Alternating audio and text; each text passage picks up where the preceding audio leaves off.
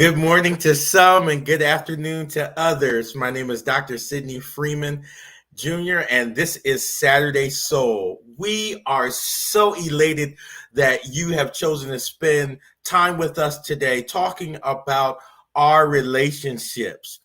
And so, what I would encourage you to do is please put your name and where you're watching from in the chat, whether it's on Facebook or YouTube.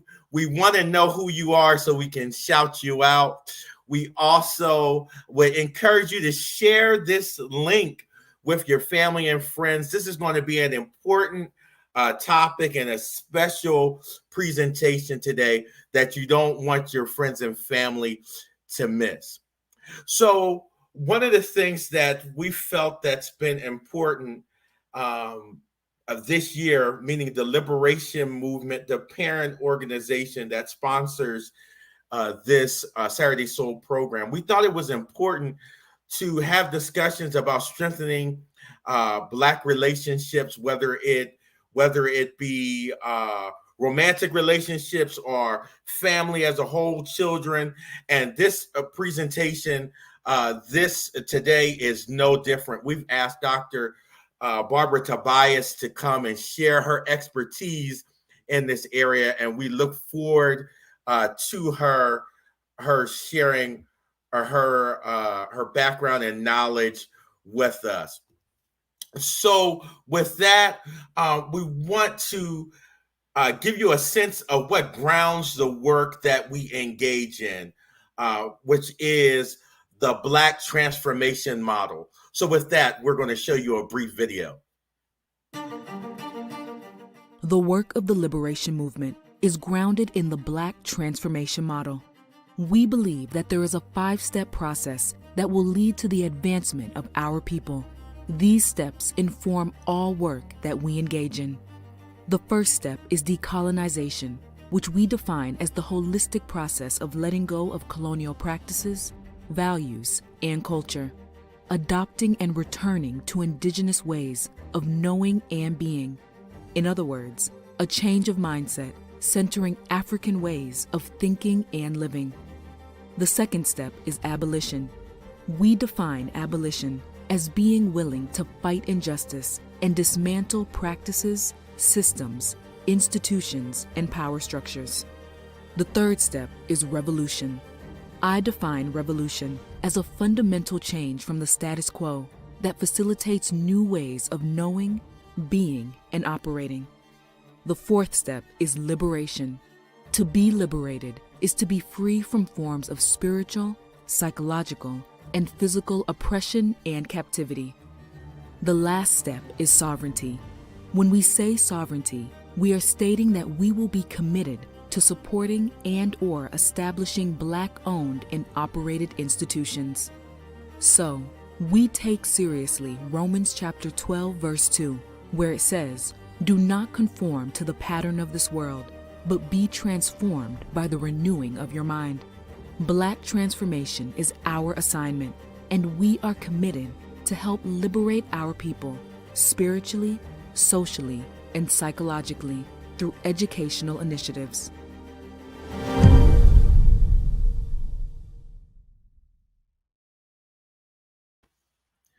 So I just want to say my good friend Heather Jean is with us. I'm so glad that you're here with us to support the program.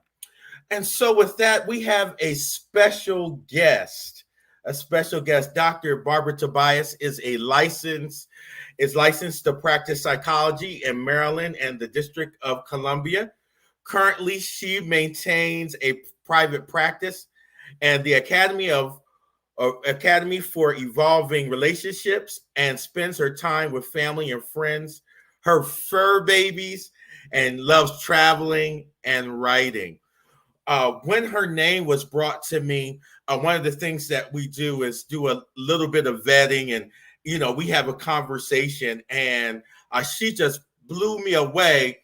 It was just supposed to be a 5 to 10 minute conversation. It was close to an hour. We just connected and bonded, and so I know she has some great insights for you. So instead of me keep on droning on and on, let's get her on this stage. Let's introduce Dr.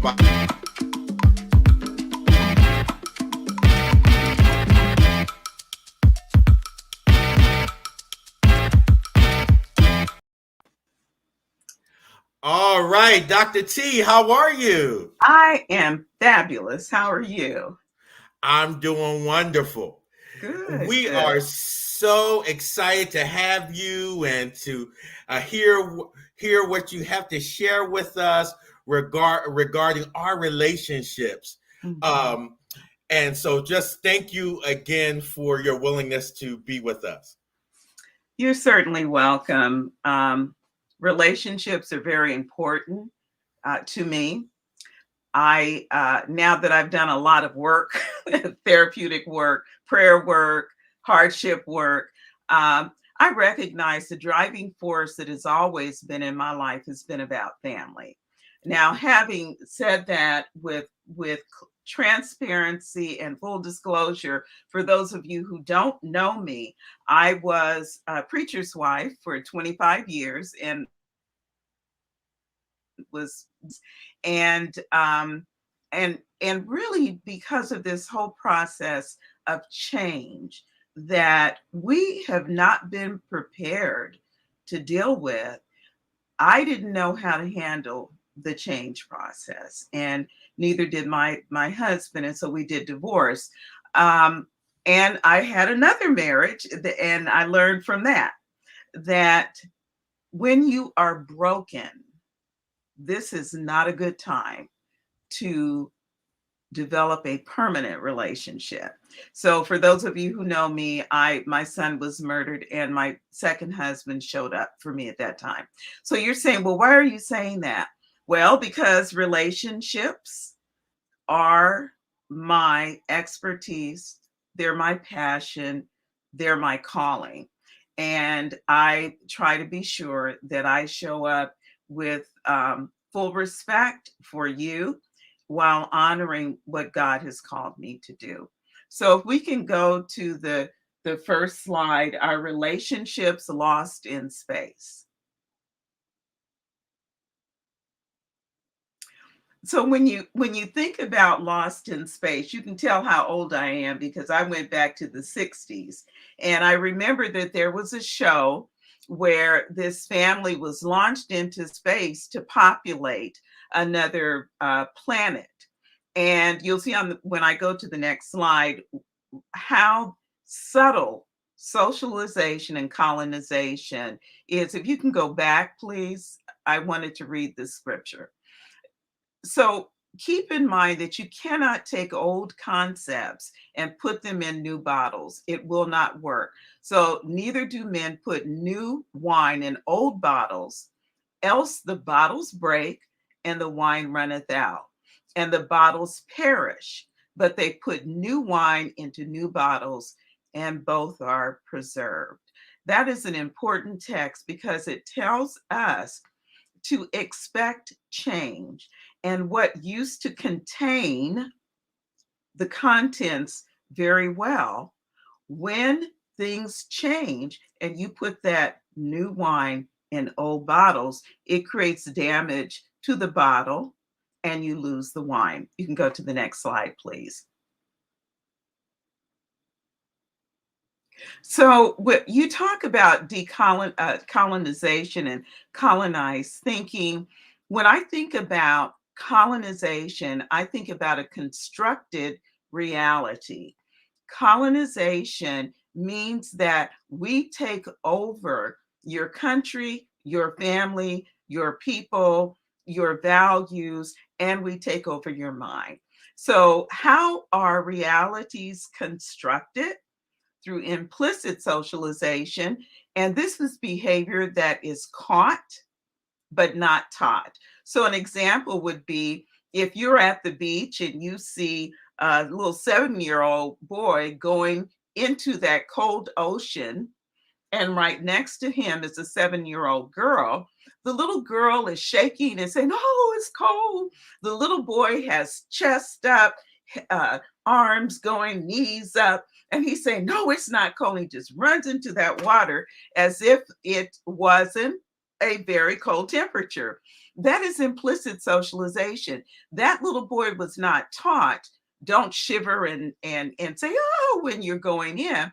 But that little boy watched other boys and other men go into the water, and that informed his behavior. The little girl did not have to change what her body told her was right, because no one told her that she couldn't appear weak, or that the cold wasn't bothering her. She could come in and say, hey, it's bothering me.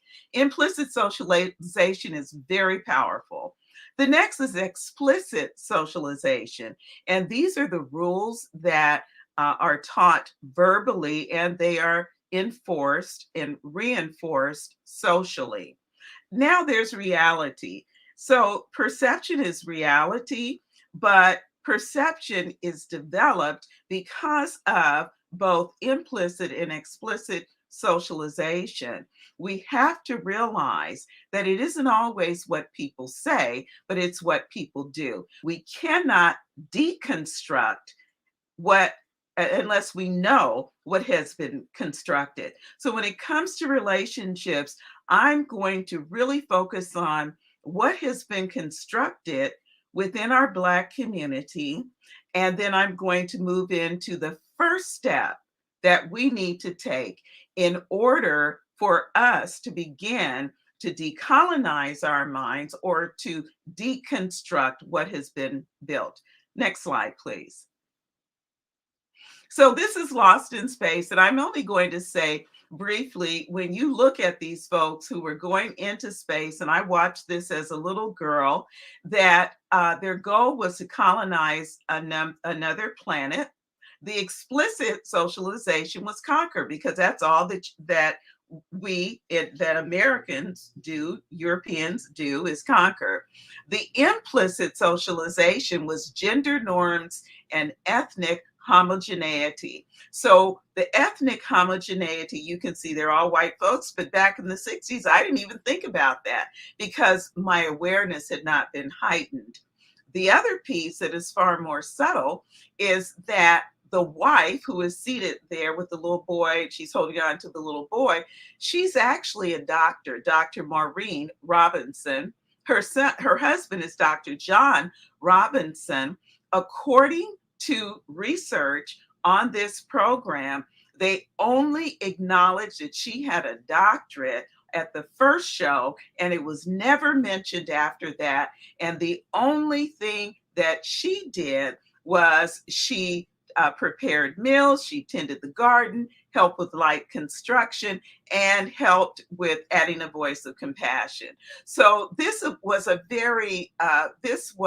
implicit socialization that just went over me until I prepared for this program. This implicit socialization, particularly around gender issues, is something that I'm going to bring out during the presentation. Next slide, please. So constructed reality. Media influences our sense of norms. Media, if you look at advertisements now, they are shaping the way the world flows. So I'm going to show you clips from 3 shows that were influential.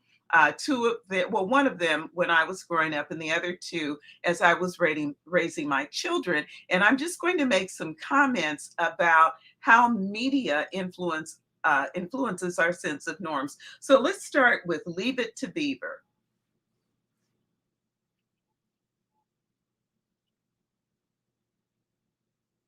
Why did I decide to show you Leave It cohort, especially baby boomers? This was one of the most popular television series that we looked at. And I have to tell you, Mrs. Cleaver was my role model.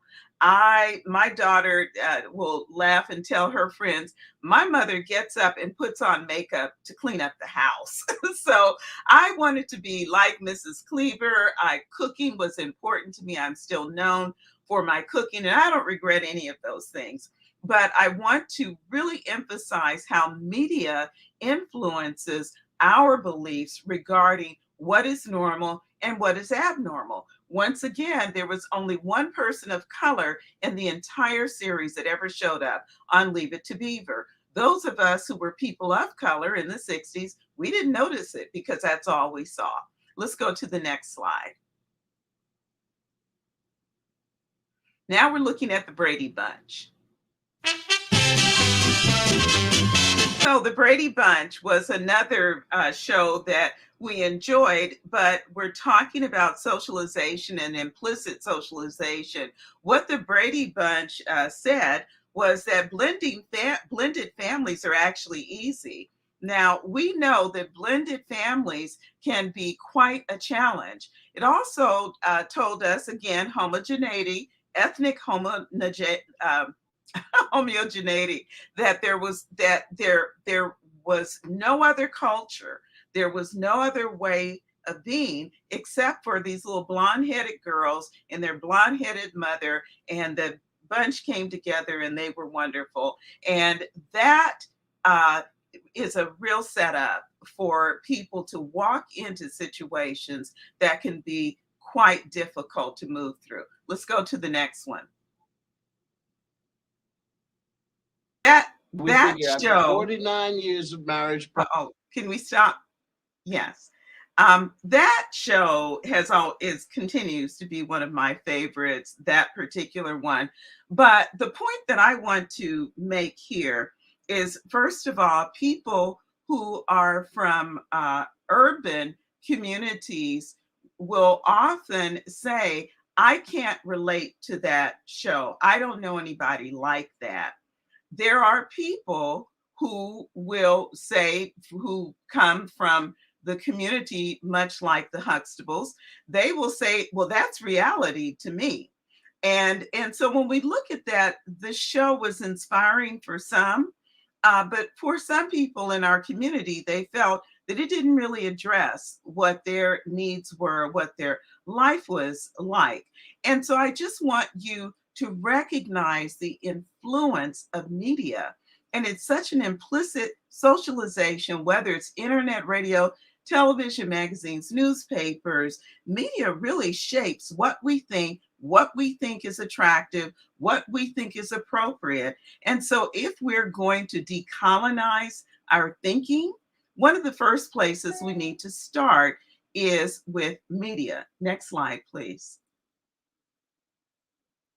Now, the next slides I'm going to go through pretty quickly, but I want you to think about how a reality that has been constructed to weaken the Black family includes incarceration,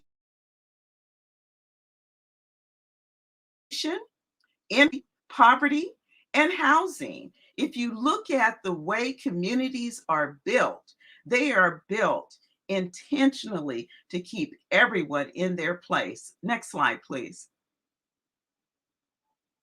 So let's look at constructed reality, or the destruction of the Black family. And when you look at this slide, I want you to think about the systematic assaults that occurred during World War I, World War II, the Korean War, and the Vietnam War, and how that impacted the Black family. And then I want you to look at the war on drugs between 1972 and 2009.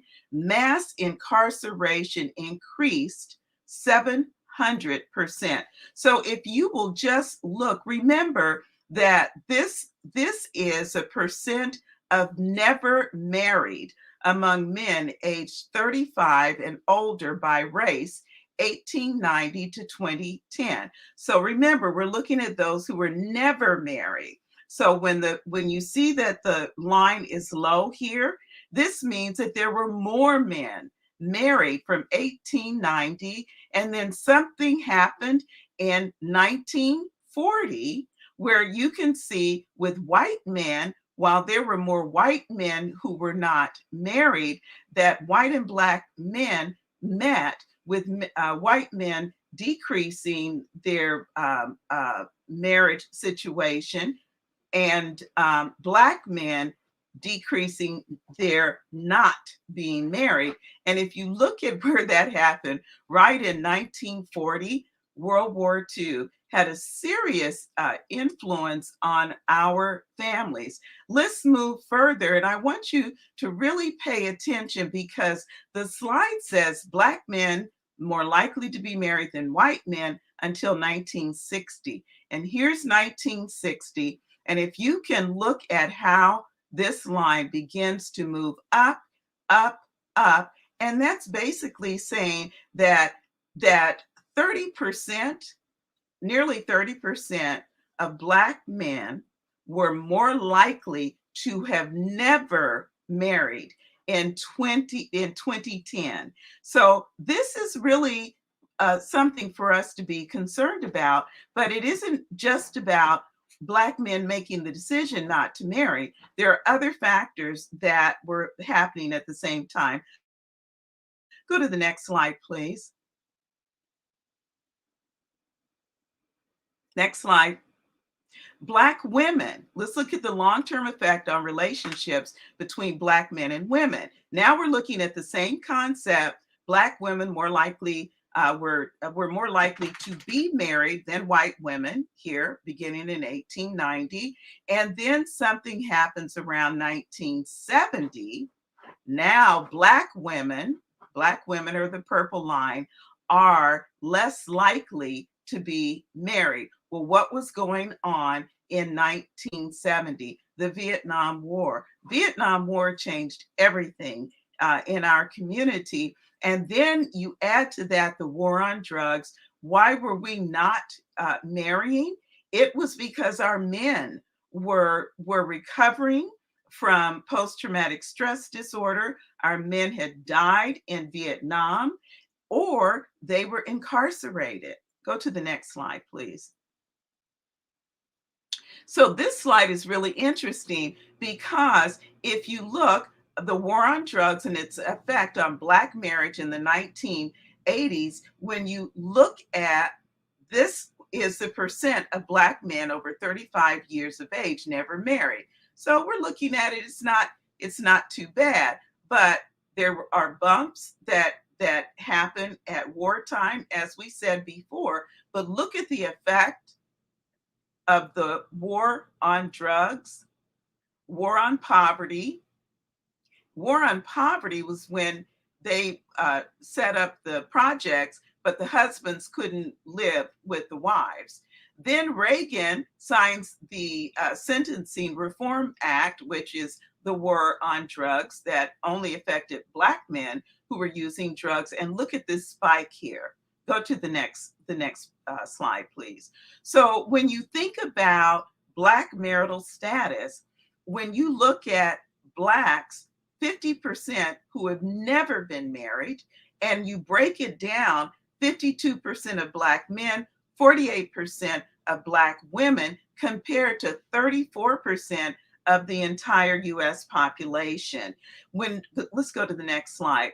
It's important for us to recognize that there has been a systematic plan to keep us in our place. If you have read Wilkerson's book on caste, you understand what I mean. There is a caste system, and as soon as we begin to poke our head up, something is thrown at us that knocks us off. So what do we have to do? Do we have to just lay down and play dead? And my answer is no. We have to decide that we are going to change, we're going to adapt to our environment, which has changed considerably. But I want you to remember, change is a process, not a destination. I have been in private practice, I guess, probably close to 30 years now. And a lot of times folks will come in, so how many sessions will it take? And I tell them it will take the number of sessions that it takes. It depends on what comes up. We have to understand it's like unpeeling an onion. Change is a process, not a destination. And often we don't even know how we are going to respond to change until we're in the middle of it. Next slide, please. So I'm going to really challenge you with this particular presentation to look at how we can personally become responsible for what's going on in our community. So we can create a news story despite grim statistical data. But the deconstruct process, we have to understand the clear and present danger of a patriarchal system that resists change and it supports misogynistic views. So when I say patriarchal, it is any system that sets up a hierarchy that keeps people based on gender and station in life in their space. And a misogynistic view is basically any view that that causes disparaging thoughts about women, and women of color in particular have experienced that. So self-reflection is only useful when followed by thoughtful action. And I'm going to give you some steps so you can move into thoughtful action while at the same time understanding that our struggle is real. And even if you are in a relationship now or you're looking for a partner, this struggle is real. And everything that I showed you prior to this part of the presentation, it impacts your relationship every single day. So the first step is to make a clear decision to change. And it takes a long time for people to make a clear decision to change. The second step, where I'm going to put the greater emphasis, is know yourself. Are you crawling along or are you flying? Are you choosing to remain a caterpillar or are you flying? The third step is to open your heart and mind to possibilities. And that means you're willing to go into the cocoon stage where you don't really know where you're going, but you know it's in the right direction. And whatever you go through during that period, if you're purpose driven, it will be to your to your benefit. And then finally, the fourth step is to take the risk to fly, because you may have the wings and you can get out of that cocoon. Let's go to the next slide. However, if you don't take the risk to actually fly, you are not going to make it. And so this is the initial cocoon. This is the butterfly that is developing. This is the butterfly who knows it's now time to strengthen those wings. And this is the butterfly who is now chosen to leave the cocoon and begin to use those beautiful wings so that they can fly. It is hard work. It is not an easy process. Next slide, please. This is an interesting Hasidic quote. When I was young, I set out to change the world. When I grew older, I perceived that this was too ambitious, so I set out to change my state. This too, I realized as I grew older, was too ambitious, so I set out to change my town. When I realized I could not even do this, I tried to change my family. Now, as an old man, I know that I should have started by changing myself. That's the hardest change. Next slide. So, how do we change ourselves? First of all, by understanding that life experiences created your beliefs, but the meaning we make of those experiences is what creates our future. And so if your life experience had created data and your mental filter, my world, my truth, you see that's a lowercase t truth. It's not an uppercase t truth. An uppercase t truth is if you didn't have oxygen for 10 minutes, you would die. Okay. So my world, my truth, because of my life experiences, creates my perceptions, my beliefs, assumptions, emotions, behavior, and consequences. So in relationship, if my life experience and data and mental filter told me that in a relationship, there are certain roles that only women perform, if there are certain behaviors that only women engage in, then if I'm a man and something has moved me to the point of tears, my belief is that I should not cry. Therefore, I don't cry. Your assumption is that if I cry, my partner will think I'm weak. Your emotions are you're emotionally constipated. Your behavior is that you shut down while the pressure builds, the consequence is that your partner is wondering what's going on with you and why are you always so angry. Your life experience now says, you see, people always think I'm angry, and so therefore I have to be sure I keep my emotions in check. When in actuality, it all started with you believing that you couldn't show your emotions. It's important, particularly for Black men, that you learn that being emotionally vulnerable makes a world of difference when it comes to relationships. Go to the next slide, please. So, changing beliefs is the key to creating authentic, transparent, and dynamic relationships. Change your beliefs about vulnerability, change your beliefs about emotions, change your beliefs about secret keeping, which is huge in African American communities. If when I see clients in therapy, and I do a genogram. It's a sketch that I do of their family dynamics going back to the grandparents. You know, one thing that I find that is so true is that the secrets that were kept and never shared are repeated generationally on down the line. You cannot change generational behavior unless you release the secrets. We have to change our beliefs about hierarchy, change our beliefs about patriarchy. We are family. We are one. We are one. Let's go to the next slide. So, what are the emotions of African American men? What are the socio-political influences? The socialization factors that prevent Black men from showing weakness have clear implications for intimate coupleships. What women want now is emotional connection. They want emotional connection. And it's really difficult because men have been socialized. Make sure you provide for your partner. Of course, provide for your partner, but most of the time your partner is contributing as well. And so what your partner wants to know is not what's in your head, but what's in your heart. Yes, what's in your head, but what's in your heart. So Black men from an early age have been taught to control their hurt and pain. They're going to have a very difficult time expressing emotions to women.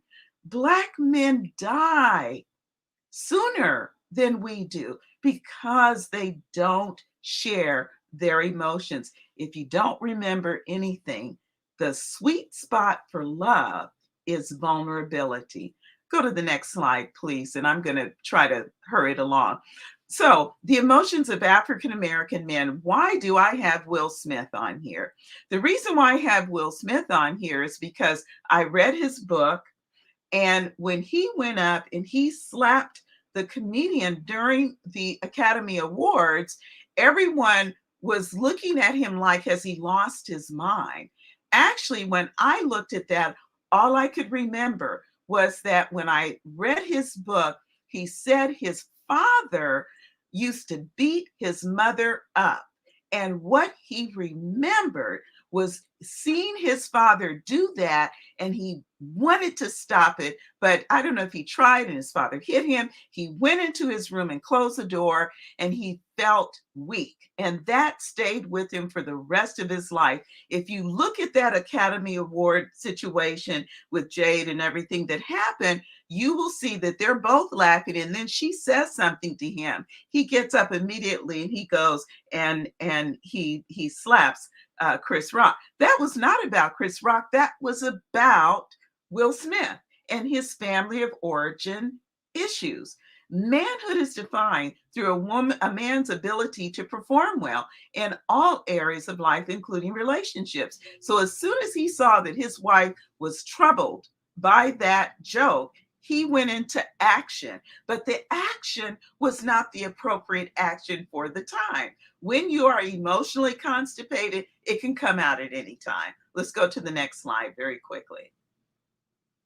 So when we look at emotions of African American men, we're looking at the ability to perform well. We're looking at how they're taught to control hurt and pain, because if you express it inappropriately, it could end your life. Nancy Boyd Franklin said back in 1989 that this ability to control hurt and pain really interferes with developing close relationships with their partners. Men have a wide variety of emotions, but the only ones that they are allowed to express from a socialization process is anger. Beneath the anger is a lot more stuff. Emotional vulnerability is a sweet spot for love. Next slide, please. What about African American women? Now, I can't read this well, but I know what it says. So, African American women, when you look at what happens in the life of an African American man, you can see that it impacts African American women. So, historically, we have always supported our families. We did not protest in the 70s for the right to work because we have always worked. We have always worked, and our work was about the larger African American community.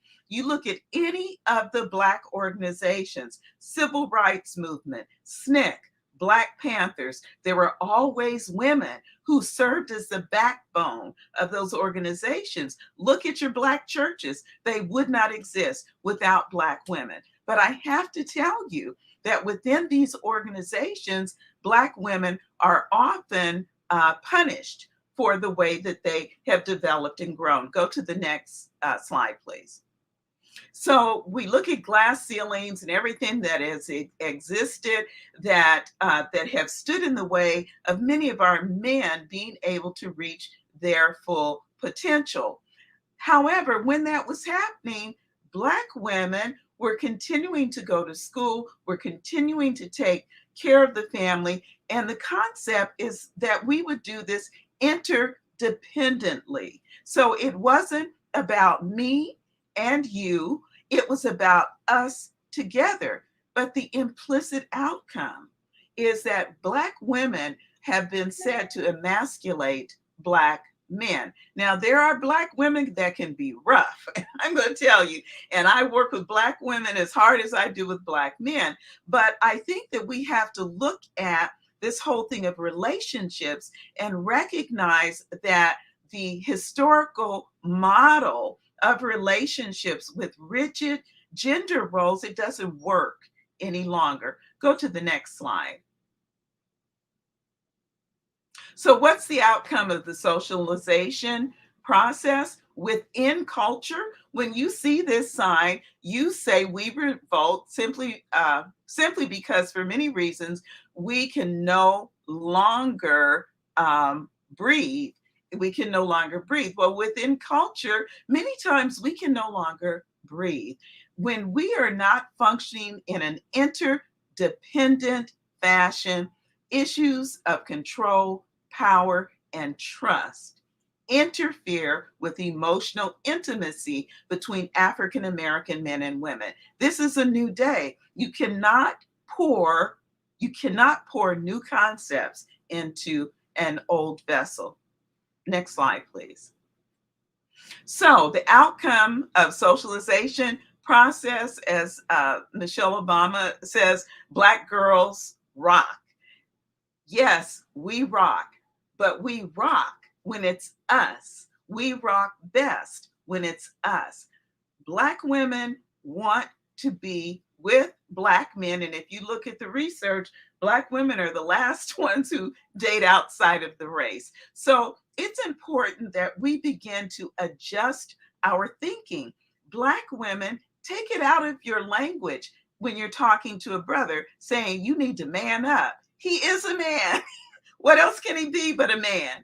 We have to understand that we build together. Go to the next slide, please. And when you're ready to change, we have to, first of all, become committed to the coupleship. That means that I'm in this thing. I am in this thing and I'm going to stay there. I'm committed and I am providing trust. It is also about the relationship is a constantly changing entity. It is dynamic, means that it moves and shifts and not static. People within relationships change. I have someone I'm working with, and he says, I told her not to change. I said it was impossible. But she changed. Yes, and so did you. The couple relationship is a third entity that requires care, attention, and nurturing. Pull those weeds, water the garden, pick off the dead heads. It's you plus me. This it equals the couple. So to expect sameness in a relationship is a setup for disappointment. Next slide, please. So, relationships, keep in mind, all relationships are a gift from God, providing us with an opportunity for spiritual and emotional growth, thereby helping us to discover and redefine who we are. Redefine who we are. So, we are lost in space, but it doesn't have to stay that way. Thank you. Thank you so much, Dr. Tobias, for your wonderful insights related to us strengthening our relationships between Black men and Black women. So, as I was thinking about what you shared, I was thinking about the ways in which, whether it's a male or a female in the relationship, that they may grow, right? And so, but the other person may not be growing at the same pace as the other. Mhm. What do you do in that situation? The person could be very, the person that is growing could be reflective and say, I recognize that I'm growing and things but this other person is not growing. Mhm. How does that person manage that if the Mhm. partner is not necessarily tuned in to that shift? That is an excellent question, because what happens is that they don't talk about it, not to each other. They talk to other people. And I think that there are a lot of assumptions that are made with the person who is growing in this direction, that that person is thinking that they're better than the one who isn't growing in that direction. Right. When in actuality, no discussion has been made between the two of them. I have couples like that. I have someone I did therapy with this morning. And one of the things that I often say is, I remember what this person did for you when you were really broken. And I remember, and I just went down the line, and I helped this person to understand that growth looks different with different people. Perception is reality, but you can change your perception by changing your beliefs. Just because I have a doctorate doesn't mean you have to earn a doctorate. I have a doctorate, but if can we have conversations? So I don't think it's necessarily about degrees and progression in career so much as it is having things in common that you enjoy doing. And make sure you continue to do those things and share your new information with your partner. Then you can grow together. Does that answer your question?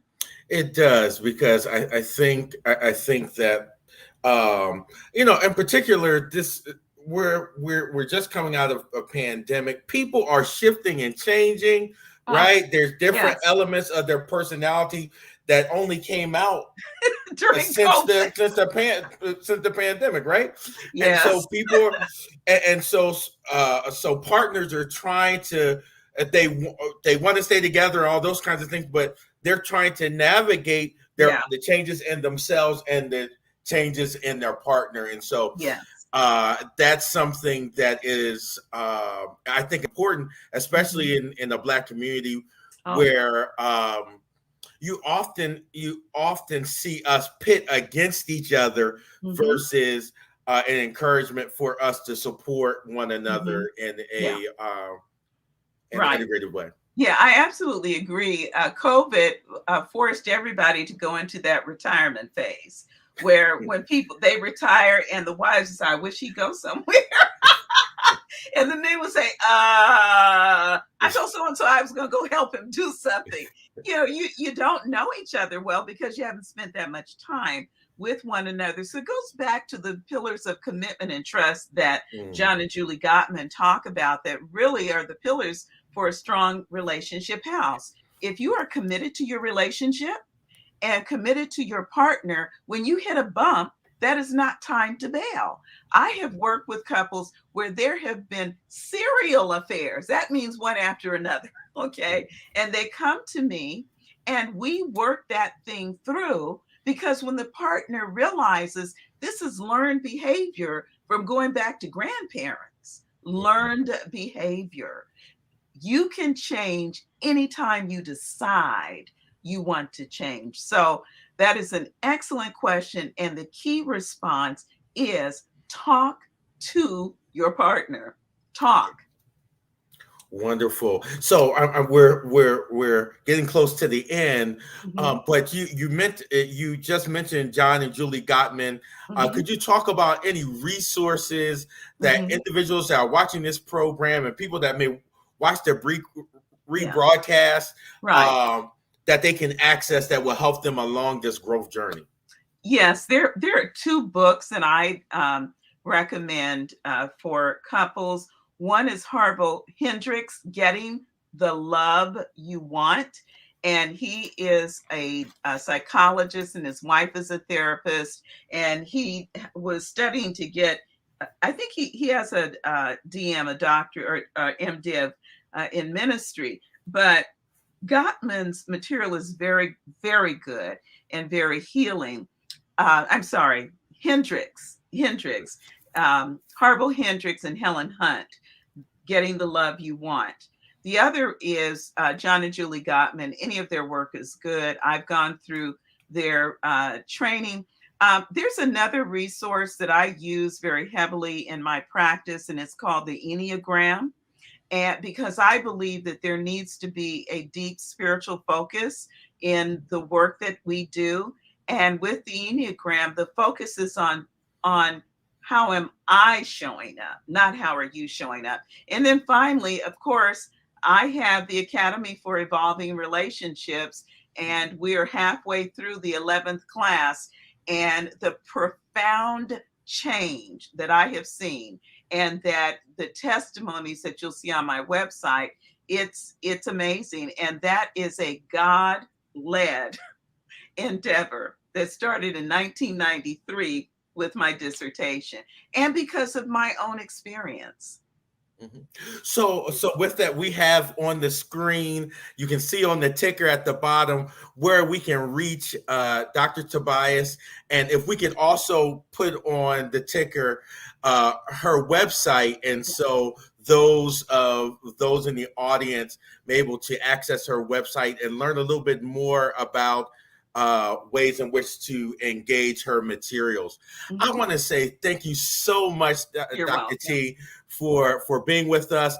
This is not it. So, so first of all, we're going to have her next month. So she had so much information. We knew that just one episode was not going to be enough. So she's coming back July 30th to speak with us on part 2 on ways in which to implement some of these ideas. Yes. Then also for those of you who want to engage a little more related to this topic, we're going to jump on Clubhouse right after this to engage her in dialogue so she can answer your questions directly, and we'll jump on there in the next few minutes. But we thank you, Dr. T, for being with us. You're welcome. And we're going to transition to our closeout, but thank you again. You're certainly welcome. Well, to our guests, we're thankful for you for being here, and jump on Clubhouse with us so that we can talk a little more with Dr. T. Have a good one. Hi, and the liberation movement. I am the liberation movement. I am the liberation movement. I am the liberation movement. I am the liberation movement. I am the liberation movement. My name is Dr. Sidney Freeman Jr., and I am the executive director and founder of the Liberation Movement, which is a 501c3 organization that works with those who are liberated and seek to be liberated psychologically, socially, and spiritually through educational initiatives. To continue to provide the high quality programming such as Saturday Soul, we need your support. Your consistent monthly investment in the movement will allow us to continue to expand on the excellent work that is already started, such as decolonizing the Black mind curriculum that is already in development.